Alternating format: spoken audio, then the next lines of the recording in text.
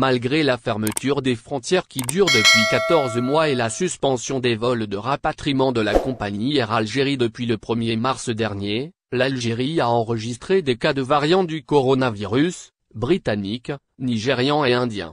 Les cas les plus récents de contamination au variant indien ont été enregistrés dans la wilaya de Tipaza.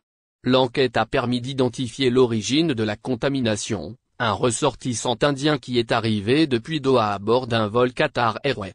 L'homme travaille dans un chantier de bâtiment à Koléa. Il a contaminé au moins 5 autres ressortissants indiens qui travaillent avec lui. Plusieurs dizaines de travailleurs ont été placés en observation. 6 compagnies aériennes opèrent des vols avec l'Algérie actuellement, 6 compagnies aériennes étrangères opèrent des vols spéciaux avec l'Algérie, Air France, Transavia, AS Airlines, Lufthansa, Qatar Airways et Turkish Airlines. Elles sont autorisées à transporter des travailleurs étrangers vers l'Algérie. Air Algérie opère également des vols charters avec la Chine pour transporter des travailleurs chinois. En l'espace de moins de 4 mois, près de 100 000 personnes ont voyagé via l'aéroport international d'Alger, alors que les frontières sont toujours fermées. Le tout sans aucun dispositif sanitaire particulier.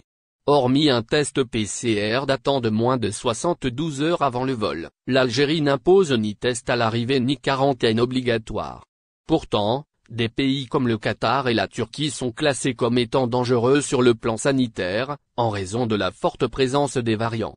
La France et le Royaume-Uni imposent des conditions strictes aux voyageurs en provenance de ces 2 pays où les taux de contamination sont toujours élevés.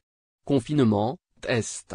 Ce que propose le comité scientifique. Les choses devraient bientôt changer en Algérie. Réuni hier dimanche 9 mai, le comité scientifique en charge de la lutte contre le Covid-19 a recommandé de durcir les conditions d'entrée en Algérie pour les travailleurs étrangers. Le comité préconise l'instauration d'un double dépistage, au départ et à l'arrivée ainsi qu'une quarantaine obligatoire. Les personnes viendraient avec des PCR de 72 heures ou de 36 heures pour ceux qui viennent d'Asie.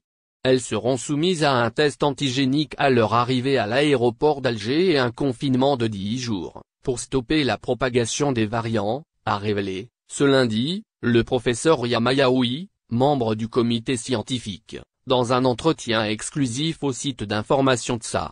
Qu'en est-il de la fermeture des frontières? Ces mesures devraient être validées par le gouvernement pour une éventuelle entrée en vigueur. Le comité scientifique n'a pas abordé la question de la réouverture des frontières algériennes lors de cette réunion. Il faut dire que ses membres sont unanimes à considérer qu'une telle décision est prématurée dans le contexte actuel.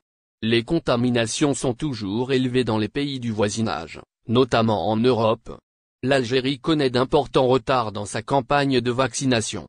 Or, sans avoir vacciné une partie de la population, il est difficile d'envisager une réouverture des frontières et une Merci de vous abonner à la chaîne et n'oubliez pas d'aimer la vidéo et cliquer sur la cloche pour recevoir toutes les nouvelles.